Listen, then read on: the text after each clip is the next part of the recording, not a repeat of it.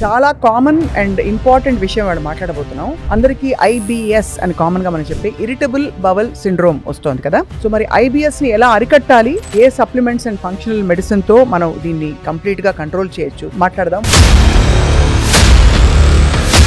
Sir, మామూలుగానే ఎండాకాలంలోనే మనకి ఎందుకు ఈ అసిడిక్ గట్ హెల్త్ ఇష్యూస్, అరుగుదల ఇష్యూస్ ఎందుకు ఎక్కువ అవుతాయి అసలు? ఎండాకాలం అనే కాదు, ఈ లక్షణాలు ఈ మధ్య బాగా ఎక్కువైపోయినాయి. వీటి గురించి బయటకు చెప్పుకోవడానికి ఇబ్బంది పడే స్టాటిస్టిక్స్ చూస్తే 10 మందిలో నిజంగా గ్యాస్ పాస్ చేయడం అన్నది అది సర్వసాధారణం అనుకోవాలా, అబ్నార్మల్ కొంచెం గాడి తప్పింది గట్ అనుకోవాలా? అదే దాంట్లో పార్ట్గానే ఈ డిస్బయాసిస్ అని చెప్పాను. డిస్బయాసిస్ అంటే ఏంటి? ఈ బ్యాలెన్స్ తప్పితే పూర్వం 2-3 నెలలకు ఒకసారి ఇంత ఆముదం వేసేవారు గొంతులు. ఇవాళ రోజుల్లో అటువంటి చిట్కాలు ఉపయోగపడతాయా సార్? మీరు అడ్వైస్ చేస్తారు? అసలు కొద్దిగా ఆముదం, కొద్దిగా తేనె, కొద్దిగా కొబ్బరి నూనె కలిపి 30 గ్రాములు కలిపి 90 గ్రాములు తాగేస్తుంది. ఒక అరగంటలో ఆయిల్ సీల్ కొట్టేస్తుంది. బట్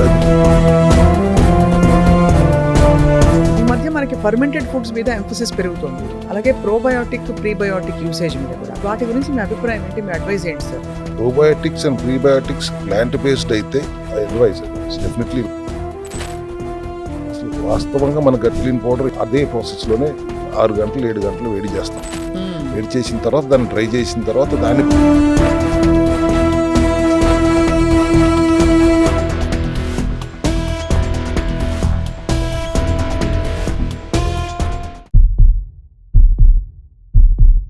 అందరికీ నమస్కారం. సెల్ హెల్త్ సిరీస్లో నెక్స్ట్ ఎపిసోడ్కి వెల్కమ్. చాలా కామన్ అండ్ ఇంపార్టెంట్ విషయం వాడు మాట్లాడబోతున్నాం. మామూలుగానే మనకి తిన్నది అరుగుదల కాక, లేదు తినే పదార్థాలు పడక రకరకాల ఇంటాలరెన్సెస్ ఈ మధ్య డెవలప్ అవుతున్నాయి.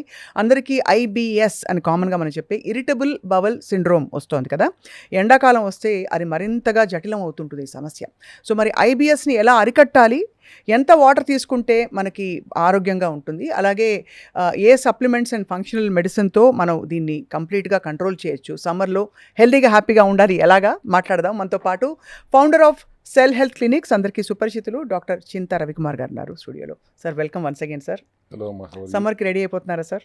మీరందరూ రెడీ అవ్వాలని నా ఉద్దేశం. అంతే కదా సార్? Correct sir. సార్, మామూలుగానే ఎండాకాలంలోనే మనకి ఎందుకు ఈ అసిడిక్ గట్ హెల్త్ ఇష్యూస్, అరుగుదల ఇష్యూస్ ఇవన్నీ కొంచెం ఎందుకు ఎక్కువ అవుతాయి అసలు?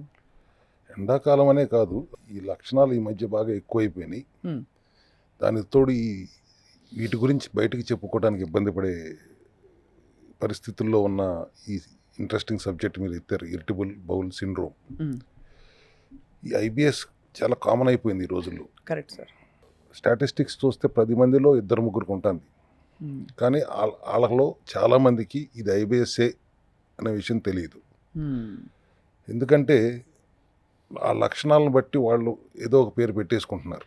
అవును, నాకు గ్యాస్ ఎక్కువైపోయిందండి, లేదా ఎసిడిటీ పెరిగిందండి, మై స్టమక్ ఈ సెన్సిటివ్ అండి అని రకరకాల పేర్లు చెప్పేసుకుంటున్నారు. ఎన్ని పేర్లు చెప్పుకున్నా అందరికీ ఫేవరెట్ సొల్యూషన్ ఏంటి? యాంటాసిడ్స్. దానివల్ల ప్రాబ్లం సాల్వ్ కాకపోయినా ఆ గ్యాస్ టాబ్లెట్ వేసుకుని తీరాల్సిందే అన్నట్టు ఉంటున్నారు. But what is IBS? Irritable bowel syndrome అంటే ఏంటి? సింపుల్గా చెప్పాలంటే it's a functional digestive disorder. Intestine structure అంతా నార్మల్గా ఉంటుంది. మీ స్కాన్ రిపోర్ట్లు, ఎండోస్కోపీలు అన్నీ నార్మల్గానే ఉంటాయి. కానీ ఇంటెస్టైన్ పని చేయాల్సిన విధంగా పనిచేయదు. పనిచేయకపోవడమే ఐబిఎస్. దీని లక్షణాలు ఎట్లా కనిపెట్టాలి అంటే బ్లోటింగ్ ఉంటుంది, గ్యాస్ ఫార్మేషన్ ఉంటుంది, అబ్డామినల్ పెయిన్ ఉంటుంది, డయేరియా ఆర్ కాన్స్టిపేషన్. కొన్నిసార్లు రెండు కలిసి ఉంటాయి. కొద్ది రోజులు కాన్స్టిపేషన్, సడన్గా డయేరియా. అసలు జనరల్ ఐబిఎస్ పేషెంట్ లక్షణాలు జర్నీ ఎలా ఉంటుందంటే, ఫస్ట్ స్టమక్లో ఏదో డిస్కంఫర్ట్తో మొదలవుతుంది. కొద్ది రోజులు అయిన తర్వాత వాళ్ళు ఈ గ్యాస్ టాబ్లెట్లు వాడి, సొంత కవిత్వాలు వాడి, హోమ్ రెమెడీస్ అని ఏవేవో చేసుకుని అందరూ చెప్పేస్తారు సార్. అంతే కదా. ఇట్లా వాడేసుకుని తగ్గక డాక్టర్ దగ్గరికి వెళ్తే మెడికేషన్ ఇస్తారు, వాడతారు. కొద్ది రోజులు బాగానే ఉంటుంది. తర్వాత మళ్ళీ మొదలు. ఇదేంటి మొన్న బాగానే ఉంది కదా అని అడిగితే నథింగ్ అండి, జస్ట్ ఐబిఎస్ అంతే, నాట్ టు వరీ అనేస్తారు. ఇలా అన్ని రకాలుగా వాడిన తర్వాత చివరికి మా దగ్గరికి వస్తారు. ఇప్పుడు మనం తెలుసుకోవాల్సింది ఏంటి? గట్ అంటే ఒక ఫుడ్ పైప్ కాదు. తిన్నాము, డైజెస్ట్ అయ్యింది, బయటకు వచ్చేసింది, అనుకున్నట్టు కాదు కదా. మనం ఎన్నోసార్లు చెప్పుకున్నాం gut is our second brain అని. ఎందుకు? గట్లో హార్మోన్స్ ప్రొడక్షన్ అవుతాయి, ఇన్ఫ్లమేషన్ రెగ్యులేట్ చేస్తుంది, ఇమ్యూనిటీని కంట్రోల్లో ఉంచుతుంది, బ్యాలెన్స్లో ఉంచుతుంది, బ్రెయిన్తో కమ్యూనికేట్ చేస్తుంది. బ్రెయిన్లో కావాల్సిన న్యూరో ట్రాన్స్మిటర్స్ డోపమైన్ కానీ సెరోటోనిన్ కానీ ప్రొడక్షన్ గట్లోనే జరుగుతుంది. 90% 50% ప్రొడక్షన్స్ అక్కడే జరుగుతాయి. ఇటువంటి గట్లో ప్రాబ్లం వచ్చిందంటే డైజెషన్, ఇన్ఫ్లమేషన్, ఇమ్యూనిటీ, మూడ్స్ అన్నిటి మీద ఎఫెక్ట్ అవుతుంది. దానివల్ల ఏమవుతుంది? గట్ ఎఫెక్ట్ అయితే గట్ లైనింగ్ వీక్ అవుతుంది, ఇన్ఫ్లమేషన్ పెరిగిపోతుంది, డైజెషన్ డిస్రప్ట్ అవుతుంది, ఫైనల్గా డిస్బయాసిస్ అవుతుంది. వీటన్నిటి కాంబినేషన్ వల్లే ఐబిఎస్ వస్తుంది. ఇక్కడ కొన్ని క్వశ్చన్స్ సార్, ఎక్కడో చదివాను, గ్యాస్ పాస్ చేయడం అంటే నీ గట్ బ్యాక్టీరియా యాక్టివ్గా ఉన్నాయని నువ్వు సంతోషపడాలని ఎవరో అన్నగా విన్నాను. నిజంగా గ్యాస్ పాస్ చేయడం అన్నది అది సర్వసాధారణం అనుకోవాలా, అబ్నార్మల్ కొంచెం గాడి తప్పింది గట్ అనుకోవాలా? అదే దాంట్లో పార్ట్గానే ఈ డిస్బయాసిస్ అని చెప్పాను. డిస్బయాసిస్ అంటే ఏంటి? Balance of good bacteria and bad bacteria బ్యాలెన్స్లో ఉంచగలిగినప్పుడు హెల్దీగా ఉంటుంది గట్. ఈ బ్యాలెన్స్ తప్పితే, మీరు అడిగినట్టు గాడి తప్పితే డిస్బయాసిస్ అవుతుంది. అప్పుడు గ్యాస్ వస్తుందా? ఫ్లాటస్ లీకీ గట్ అవుతుంది. కాబట్టి బ్యాడ్ బ్యాక్టీరియా రక్త ప్రవాహంలోకి ఎంటర్ అయితే మళ్ళీ అప్పుడు ఇమ్యూనిటీ వచ్చి అదేదో ఫారిన్ బాడీ వచ్చిందన్నట్టుగా దాని మీద అటాక్ చేయటం, ఈ ప్రాసెస్లోనే మన గ్యాస్ ఫార్మేషన్ అవుతుంది. అలా జరుగుతుందా సార్ గ్యాస్ ఫార్మేషన్? సో ఇప్పుడు ఈ కండిషన్లో ఐబిఎస్ వచ్చిన తర్వాత bloating, gas formation, food intolerance, irregular motion patterns ఇవన్నీ వచ్చేస్తాయి ఆటోమేటిక్గా. ఇలాంటి సిమ్టమ్స్తో పేషెంట్ హాస్పిటల్కి వెళ్తే కాన్స్టిపేషనా, లాక్సేటివ్ ఇచ్చేస్తారు, డయేరియానా, యాంటీ డయేరియల్ ఇచ్చేస్తారు, గ్యాసా గ్యాస్ టాబ్లెట్ ఇచ్చేస్తారు ఈజీగా, పెయిన్ అంటే యాంటీ స్పాస్పోడిక్ ఇచ్చేస్తారు, బఠానీలు తిన్నట్టు తినేయండి అని చెప్తారు. బట్ ఇవన్నీ సిమ్టమ్స్ని సైలెంట్ చేస్తాయి కానీ రూట్ కాజ్ని అడ్రస్ చేయవు, రూట్ కాజ్ని కరెక్ట్ చేయలేదు. ఎందుకంటే మన గట్ హెల్తీగా ఉండాలని డిజైన్ చేయబడింది. అవును. So what is the solution at cell health clinic? దీనికి ఐబిఎస్ని కరెక్ట్ చేయాలంటే సెల్యులార్ లెవెల్లో రిపేర్ చేయాలి. అది 3 రకాలుగా 3 స్టెప్స్లో చేస్తాం మనం. ఒకటి మెటబాలిక్ న్యూట్రిషన్. గట్కి మైక్రోన్యూట్రియంట్స్ అవసరం ఉంది. జింక్, సెలీనియం, మెగ్నీషియం లాంటి మైక్రోన్యూట్రియంట్స్ ఇస్తే గట్ లైనింగ్ రిపేర్ చేయడానికి హెల్ప్ చేస్తుంది. ఓకే, ఏమేమి ఉన్నాయి సార్? జింక్, మెగ్నీషియం, సెలీనియం, ఇట్లా ఇంకా 2-3 ఉంటాయి. Mitochondrial support, mitochondrial dysfunction correct చేయడానికి కావాల్సిన omega, vitamin C, vitamin D, ఎనస్టైల్-సిస్టీన్ లాంటివి ఇస్తే ఇమ్యూనిటీని కరెక్ట్ రెగ్యులేట్ చేస్తానికి ఉపయోగపడుతుంది. Most important lifestyle corrections and nutritional changes. ఇక్కడ లైఫ్ స్టైల్ కరెక్షన్ అంటే క్వాలిటీ స్లీప్, స్ట్రెస్ కంట్రోలే కాకుండా most important is hydration. You have to be more hydrated అనేది ఎప్పుడు చెప్తాం. 4 లీటర్లు నీళ్లు తాగండి, కనీసం 4 లీటర్లు నీళ్లు తాగండి. You should be hydrated. ఈ డీహైడ్రేట్ అవ్వటం ఈ ఐబిఎస్కి ప్రధానమైన కారణం. అవును. ఈ 3 క్వాలిటీ స్లీప్, స్ట్రెస్ రెగ్యులేట్ చేసుకుని హైడ్రేటెడ్గా ఉండి న్యూట్రిషన్ బ్యాలెన్స్లో ఉంచుకుంటే, టైం రెస్ట్రిక్టెడ్ ఈటింగ్ ఏదైతే మనం ఆటోఫేజీ అంటామో, ఆ టైం రెస్ట్రిక్టెడ్ ఈటింగ్లో గట్కి రెస్ట్ దొరుకుతుంది రిపేర్ చేసుకోవటానికి. రెస్ట్రిక్టెడ్ ఈటింగ్ పీరియడ్లో కూడా హ్యావ్ బ్యాలెన్స్డ్ న్యూట్రిషన్ విత్ లో ఫాడ్ మ్యాప్ డైట్ అంటాం. మళ్ళీ ఫాడ్ మ్యాప్ ఏంటి అని అడిగితే ఫెర్మెంటబుల్ ఒలిగోసాచురైడ్స్, డైసాచురైడ్స్, మోనోసాచురైడ్స్ అండ్ పాలియాల్స్ అంటాం. FODMAP అంటే అవి తక్కువగా ఉండేలా చూసుకోవాలి అని. అవి ఎలా తక్కువగా ఉంటాయి సార్? అంటే ఫెర్మెంటబుల్ అంటే కార్బోహైడ్రేట్స్ని బ్యాక్టీరియా బ్రేక్ డౌన్ చేసి లార్జ్ బౌల్లో పంపటమే కదా. అవును. దానిలో ఒలిగోసాచురైట్స్ అంటే వీట్లో, గార్లిక్లో, ఆనియన్స్లో లభిస్తుంది. అది డైసాచురేట్స్ అంటే lactose, mostly available in dairy ప్రొడక్ట్స్లో దొరుకుతుంది. మోనోసాచురేట్స్ అంటే ఫ్రక్టోస్, కొన్ని యాపిల్స్, హనీ లాంటి ఫ్రూట్స్లో, కార్న్ సిరప్స్ వీటిలో దొరుకుతుంది. అండ్ పాలియాల్స్ అంటే షుగరీ ఆల్కహాల్స్, మోస్ట్లీ పిట్స్ ఉన్న ఫ్రూట్స్, చెర్రీస్ కానీ కొన్ని ఆర్టిఫిషియల్ స్వీట్నర్స్లో వీటిలో దొరుకుతుంది. ఇవన్నీ తక్కువగా ఉండేలా చూసుకోవాలి అనేది. ఇది భలే ఉంది సార్ ఈ చెక్ లిస్ట్ మీరు చెప్పింది. అంటే ఇవన్నీ చెక్ లిస్ట్ తక్కువ మోతాదులో ఉంచడం వల్ల గట్ హెల్దీగా ఉంటుంది కాబట్టి వీటిని బాగా తగ్గించమని చెప్తున్నారు మీరు. దాన్ని వి డిజైన్ ఇట్ యాస్ లో ఫాడ్ మ్యాప్ డైట్ అన్నాం. లో ఫార్మాప్ డైట్. ఫాడ్ మ్యాప్. ఎఫ్ అంటే ఫెర్మెంటబుల్, ఓ అంటే ఒలిగోసాచురైట్స్, డి అంటే డైసాచురైట్స్, ఎం అంటే మోనోసాచురైట్స్, ఏ అంటే ఎండే, పి అంటే పాలియాల్స్. ఇవి తక్కువగా ఉండేలా చూసుకోవాలి. పాలియాల్స్ ఏమున్నాయి సార్ చెప్పండి, లాస్ట్ లో మనకి అన్ని అయ్యే వచ్చాయి. చెర్రీస్ అండ్ కొన్ని ఆర్టిఫిషియల్ స్వీట్నర్స్, గ్రేప్స్ అవి కూడా అది అందులోకే వస్తాయి. గింజలున్న ఫ్రూట్స్ లో ఎక్కువ మోతాదు ఉంటుంది. సో ఇవి బాగా తక్కువ మోతాదులో తీసుకోవాలి ఫస్ట్, అది డయట్ పరంగా. ఇట్లా ఈ కాంబినేషన్ నిద్ర ఆటోమేటిక్ గా లైఫ్ స్టైల్ చేంజెస్ లోనే క్వాలిటీ స్లీప్, సర్కేడియన్ రిథమ్ ఉండాలి కాబట్టి గట్ కి కాస్త రెస్ట్ ఇవ్వాలి. మూడోది చెప్పారు మీరు. అండ్ ఎసెన్షియల్ వైటమిన్స్ అవి అవసరం, సప్లిమెంట్స్, జింక్, మెగ్నీషియం, ఇవన్నీ కూడా vitamin C, zinc, magnesium and also omega డెఫినెట్గా అవసరం. 1 by 1 I will tell. But IBS complete అయిపోయింది when you go through all these corrections of lifestyle changes and balanced nutrition in time restricted eating with low FODMAP ఫుడ్స్తో ఉంటే definitely ఈ కాంబినేషన్లో IBS reverse అవుతుంది. That's what we do at cell health clinics. కాకపోతే మీరు ఐబిఎస్ని సీరియస్గా consider చేయకుండా వదిలేస్తే ఏమవుతున్నది, లాంగ్ రన్లో గ్రాడ్యువల్గా గట్ అండ్ ఇంటెస్టైనల్ ఇన్ఫ్లమేషన్ పెరిగి గట్ లైనింగ్ వీక్ అయ్యి మెటబాలిజం ఇంబ్యాలెన్స్లోకి వెళ్తే కంటిన్యూస్ ఇన్ఫ్లమేషన్ వలన క్రాన్స్ అండ్ అల్సరేటివ్ కొలైటిస్ లాంటి ఆటోఇమ్యూన్ రిలేటెడ్ ఇన్ఫ్లమేటరీ డిసీజెస్ వచ్చే అవకాశాలు చాలా ఎక్కువ ఉంటాయి. అక్కడికి వెళ్ళిందంటే అప్పుడు ఏమవుతుందండి, ఆటోఇమ్యూన్ డిసీజ్ అంటే మళ్ళీ మన ఇమ్యూనిటీయే మన హెల్దీ సెల్స్ మీద దాడి చేయటం వల్ల వచ్చే వ్యాధి. అక్కడ దాకా ఐబిఎస్ని మనం నెగ్లెక్ట్ చేస్తే వెళ్తుంది. అప్పుడు మళ్ళీ మామూలే కదా, we have to go through the whole process of reversing autoimmune conditions. మనం ఇప్పుడు చెప్పుకున్నట్టే గట్ హెల్త్ని ఇంప్రూవ్ చేయడానికి అవసరమైతే కొలోన్ క్లీన్జింగ్ చేసుకుంటూ ensuring gut becomes again healthy అయ్యేదాకా ఇమ్యూనిటీని బ్యాలెన్స్లో ఉంచుకోవడానికి కావాల్సిన సప్లిమెంటరీ సపోర్ట్, డైటరీ చేంజెస్ చేసుకుంటూ గట్ బ్యాలెన్స్లోకి వచ్చిన తర్వాత అప్పుడు మళ్ళీ గట్టే ఇమ్యూనిటీని బ్యాలెన్స్లోకి తీసుకొచ్చుకుని ఇదంతా it's a process again of 100 to 120 days or even 20 days more.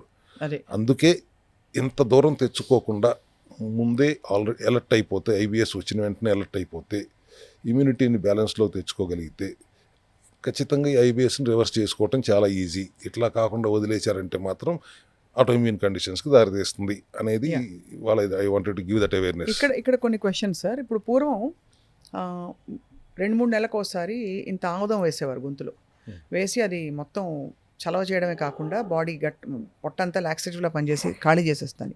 ఇవాళ రోజుల్లో అటువంటి చిట్కాలు ఉపయోగపడతాయా సార్? మీరు అడ్వైస్ చేస్తారు అసలు? ఖచ్చితంగా ఉపయోగపడుతుంది. కొద్దిగా ఆముదం, కొద్దిగా తేనె, కొద్దిగా కొబ్బరి నూనె కలిపి 30 గ్రాములు కలిపి 90 గ్రాములు తాగేస్తే ఒక అరగంటలో ఆయిల్ సీల్ కొట్టేస్తుంది, ఇమీడియట్ మోషన్ క్లియర్ అయిపోతుంది. బట్ అది రోజు చేయటం కరెక్ట్ కాదు. అది ఏది ఎక్సెస్ చేసినా తప్పే. అవును. మన ప్రోటోకాల్ స్టార్ట్ చేయడానికి ముందు మనం ఏదైనా మనకు సెల్ హెల్త్లో సిఎంఎన్ కానీ సెల్యులర్ మెటబాలిక్ న్యూట్రిషన్ కానీ ఆటోఫాజీ కానీ స్టార్ట్ చేయడానికి ముందు రాత్రిపూట ఇలా ఒకసారి తీసుకోండి అని చెప్తాం. సో గట్ క్లీన్ అవుతుంది. దాంతోపాటు మనం కొలోన్ క్లీన్జింగ్ కూడా చేస్తాం కాబట్టి అండ్ గట్ క్లీన్కి కావాల్సిన సప్లిమెంట్స్. గట్ క్లీన్ పౌడర్ నేను వాడాను సార్. డెఫినెట్గా చాలా, అంటే రిఫ్లక్స్ అంటాం కదా, అంటే తిన్నది ఫుడ్ పైప్లోకి మళ్ళీ వచ్చేయడం, ఈసోఫేగల్ రిఫ్లక్స్ అనేది మాత్రం చాలా బాగా కంట్రోల్ అయిందని నేను నోటీస్ చేశాను.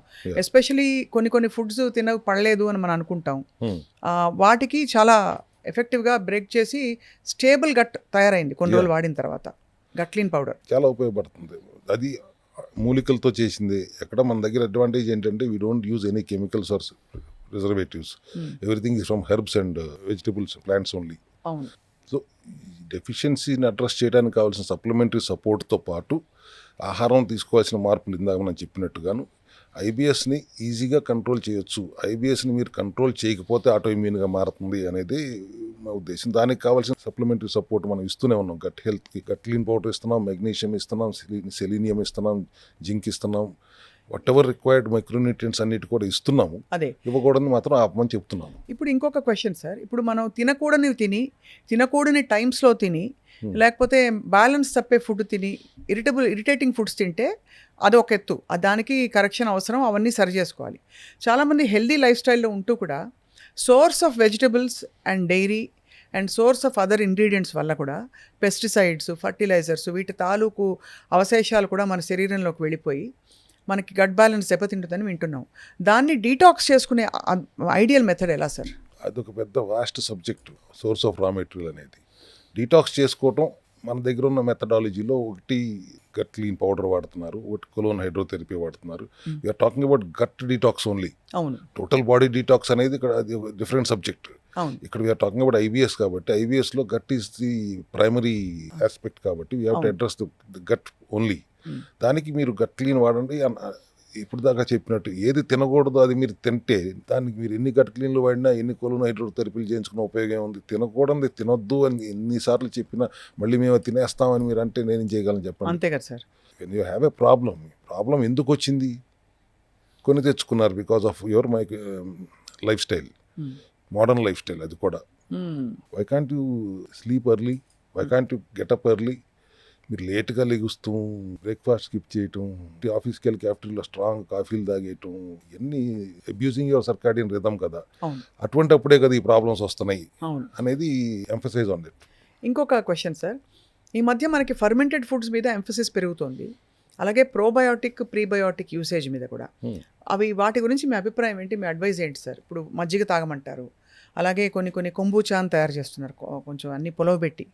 ఇవన్నీ కూడా మనకి సహజంగా మంచి గట్ బ్యాక్టీరియా ఇస్తాయా sir? Probiotics and prebiotics plant based అయితే advice it's definitely very good for health. That's what మన గట్ క్లీన్లో పౌడర్లో ఉండేది కూడా అవే. బట్ సింథటిక్స్తో ఇస్తున్న ప్రోబయోటిక్స్ని how far it is correct, I don't watch for them. Correct sir. And ఇప్పుడు ఈ గట్ క్లీన్ తయారు చేశారు, స్లో మంట మీద అట్లీస్ట్ 6 to 8 hours వేడి చేసి దాని తర్వాత మళ్ళీ దాన్ని డ్రై చేసి పౌడర్ చేసి మనం వాడుతున్నాం దీంట్లో. అవును సార్. యా, మనం ఇవాళ ఏదో ప్రాబ్లం వచ్చి గ్యాస్ సిలిండర్లు దొరకట్లేదు కాబట్టి కట్టెల పొయ్యిల మీద బయట వంటలు చేసుకునే పరిస్థితికి వచ్చేసింది దారుణంగా అనే భయం వేస్తున్నప్పటికీ అసలు వాస్తవంగా మన గట్ క్లీన్ పౌడర్ ఎప్పుడు అటువంటి అదే ప్రాసెస్లోనే 6 గంటలు 7 గంటలు వేడి చేస్తాం. వేడి చేసిన తర్వాత దాన్ని డ్రై చేసిన తర్వాత దాన్ని పౌడర్ చేసి అప్పుడు మనం బాటిలింగ్ చేసి ఇవ్వటం వలన the efficacy of that product is very probiotics prebiotics ఇంటాక్ట్గా ఉంచుతూ చేస్తున్నాం కాబట్టి గట్ హెల్త్కి చాలా ఉపయోగపడుతుంది. ఈ గట్ క్లీనింగ్ ప్రోగ్రాంలో మీ దగ్గర ఉన్న వాళ్ళకి మీరు ఇంకా ఏ ఫుడ్స్ ఎంకరేజ్, మీరు ఎప్పుడు కూడా డైరీ యానిమల్ ప్రొడక్ట్స్ని అవాయిడ్ చేయమని చెప్తారు, ముఖ్యంగా డైరీ, బికాస్ మనకు సోర్స్ కరెక్ట్గా లేదనేది మీ ప్రగాఢ విశ్వాసం. దట్ ఇప్పుడు మనకు దొరుకుతున్న డైరీ ప్రోడక్ట్స్ అన్నీ కూడా ఎక్కడో అక్కడ అడల్టరేషన్ ఉంది, కంటామినేషన్ ఉందని చెప్పి. So what are your best foods, recommended foods sir? మామూలుగా గట్ హెల్త్ని పెంపొందించుకుంటూ గట్ క్లీన్ పౌడర్ వాడుతూ కొలోన్ హైడ్రోథెరపీ చేయించుకుని మిగతా సప్లిమెంట్స్ కూడా తీసుకుంటున్న వాళ్ళకి గట్ హెల్దీ ఫుడ్స్ ఒక 4 చెప్పమంటే ఏం చెప్తారు sir? Good fermented bacteria is always good for gut health. అంటే గంజి కానీ ఈవెన్ పాలు కాకపోయినా పాలతో తోడుపెట్టిన పెరుగు కొంత తినొచ్చు అని చెప్తున్నాను. అది what ever is the source of that milk ferment అయిన తర్వాత గుడ్ బ్యాక్టీరియాగానే మారుతుంది కాబట్టి ఫెర్మెంటెడ్ గుడ్ బ్యాక్టీరియా కాబట్టి ఎఫెక్టివ్గా పనిచేస్తుంది. We need good bacteria for the gut. గట్లో ఐ థింక్ ఒక 25-30 లక్షల కోట్ల బ్యాక్టీరియా సెల్స్ ఉంటాయి. అవును సార్. దాంట్లో గుడ్ బ్యాక్టీరియా ఉంటుంది, బ్యాడ్ బ్యాక్టీరియా ఉంటుంది. గుడ్ బ్యాక్టీరియా లెవెల్స్ ఎక్కువ ఉంటే బ్యాడ్ బ్యాక్టీరియా లెవెల్స్ తక్కువ ఉంటేనే కదా గట్ హెల్దీగా ఉండేది, అది కూడా బ్యాలెన్స్లో ఉంటాం. అంటే ఈ గుడ్ బ్యాక్టీరియా పెరిగే ఫుడ్ ఏంటి? One of it is fermented good bacteria. అది మనకి పెరుగులో దొరుకుతుంది, ఆర్ గ్రీక్ యోగర్ట్లో కూడా దొరుకుతుంది. గ్రీక్ యోగర్ట్ మంచిది. Yes, and at the same time as much fibre you take. గట్కి చాలా ఇష్టం కదా ఫైబర్. ఎంత ఫైబర్ వెళ్తుంటే అది అంత ఎంజాయ్ చేస్తుంది, బికాస్ డైజెషన్కి ఈజీ అవుతుంది కాబట్టి. మీరు అన్నట్టు ఆ ఫాడ్ ఏంటి సార్? అది ఫాడ్ మ్యాప్కి అనుగుణంగా తింటూ చేయాలంటే మీ కొంజాక్ రైస్ తినేస్తే అక్కడ కార్బోహైడ్రేట్ తగ్గించినట్టు ఉంటుంది, షుగర్స్ తగ్గుతాయి, ఇటువైపు ఫైబర్ పెంచినట్టు ఉంటుంది. Yes, exactly.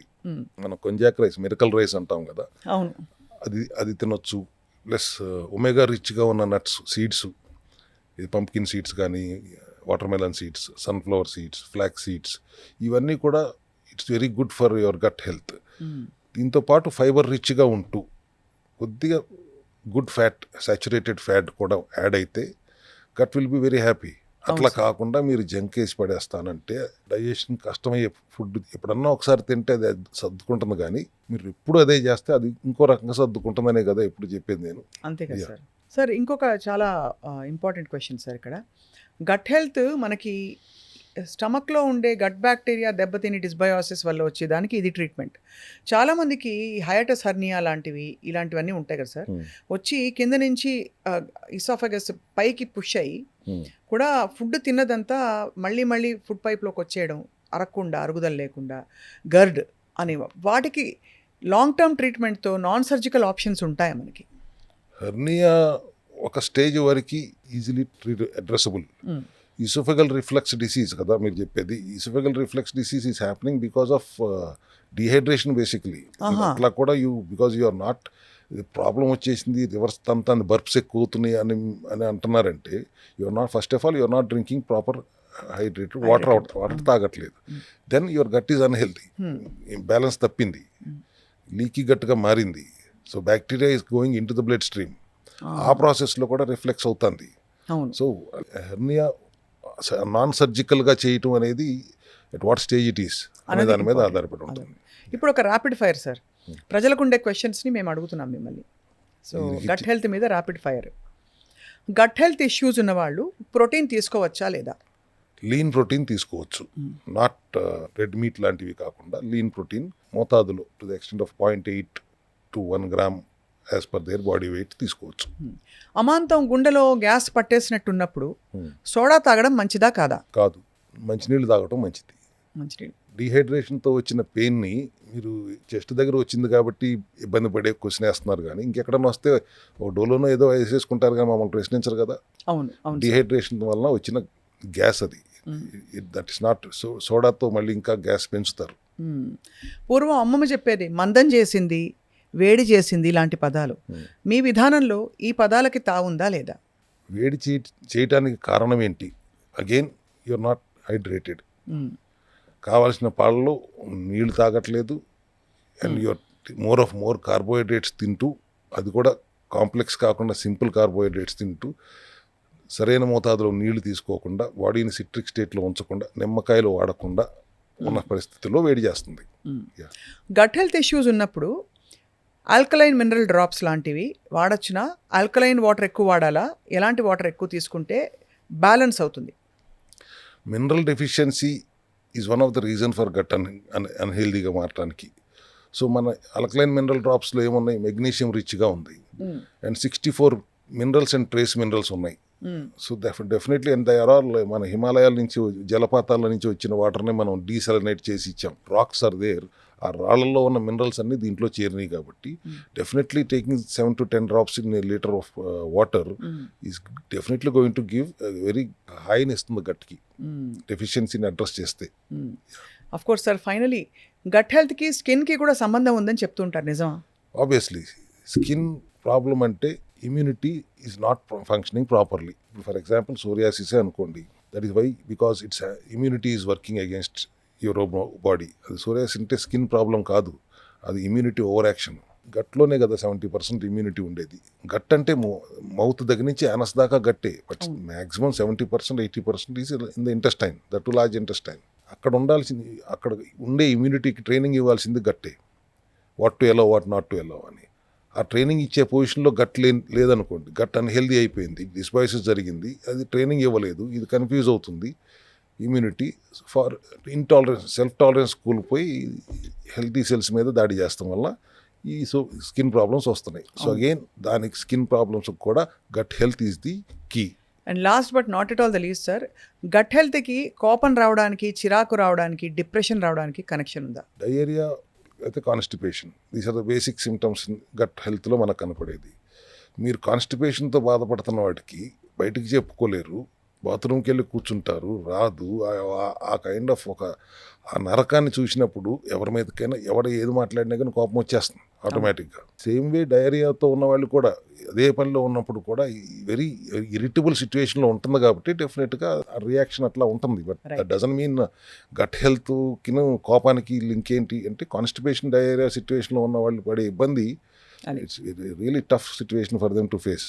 రైట్. సో మొత్తానికి sir, gut health is governing the entire body and metabolism అని ఇప్పుడు ప్రూవెన్ బియాండ్ డౌట్. ఇప్పుడైతే ఒక సందర్భంలో ఒక చాలా పెద్ద డాక్టర్ గారు చెప్పారు, వినడానికి చాలా ఆడ్గా అనిపించింది ఫస్ట్ టైం, కానీ ఇట్ ఇస్ హ్యాపెనింగ్. హెల్దీ గట్లో తీసిన స్టూల్ని అన్హెల్దీ గట్లోకి పంపిస్తున్న కొన్ని మెథడాలజీస్ కూడా వచ్చాయని విన్నాను. It was very shocking. కానీ అంత గట్ హెల్త్ మీద అంత ఎంఫసిస్ ఉందని చెప్పడానికి ఆ పాయింట్ మీతో చెప్తున్నాను sir. Yes madam, problem is ఆర్గన్గా చూస్తున్నారు అందరూ. అవును. గట్ అనగానే ఒక ఆర్గన్ అయిపోయింది. గట్లో ఎన్ని సెల్స్ కలిస్తే గట్ ఫార్మ్ అయింది అనే దాంట్లో మేము సెల్ హెల్త్లో any one cell in the gut also is malfunctioning problem వచ్చేస్తుంది. సో సెల్యులార్ లెవెల్లోకి వెళ్ళి రిపేర్ చేయాలి అనేది ఇప్పుడు నేను ఇందాక చెప్పింది కూడా ఐబిఎస్ రిపేర్ చేయాలన్నా కూడా సెల్యులార్ లెవెల్లో రిపేర్ జరగాలి. సో సెల్యులార్ లెవెల్లో రిపేర్ జరగాలంటే gut is our second brain. గట్కి బ్రెయిన్కి మధ్యలో బ్లాక్స్ లేకుండా మనం చూసుకోవాలి. బ్రెయిన్లో ఉన్న పిట్యూటరీ గ్లాండ్ సిగ్నల్ ఇస్తే తప్పితే థైరాయిడ్ స్టిమ్యులేటింగ్ హార్మోన్ తయారవ్వదు. అది ఓవర్ రియాక్ట్ అయితే ఎక్కువ తయారవుతుంది, అవును. అండర్ రియాక్ట్ అయితే తక్కువ తయారవుతుంది. దానివల్ల హైపర్ థైరాయిడ్ సమస్యలు వస్తున్నాయి. దానికి కూడా ఇప్పుడు గట్ హెల్తీగా లేకపోవడమే కారణం. నాకు తెలిసి సెల్యులార్ లెవెల్లో గట్ హెల్త్కి మించి సమస్య అయితే ఏమీ లేదు. గట్ హెల్తీగా ఉన్నంత వరకు 90% సమస్యలు రావు అనేది. సెట్ అయిపోతాయి. Yeah. Right sir. చాలా యూస్ఫుల్, చాలా అందరికీ వర్తించే విషయం చెప్పారు సార్ ఇవాళ. సో తప్పకుండా ఐ థింక్ ఎవరి గట్ని వాళ్ళు ఒకసారి ఎగ్జామిన్ చేసుకుని, అవసరమైతే టెస్టులు చేయించుకుని, అవసరమైతే డాక్టర్ని సంప్రదించి, మిమ్మల్ని సంప్రదించి, I think they should set right their entire life through the gut. Thank you very much sir. Thank you.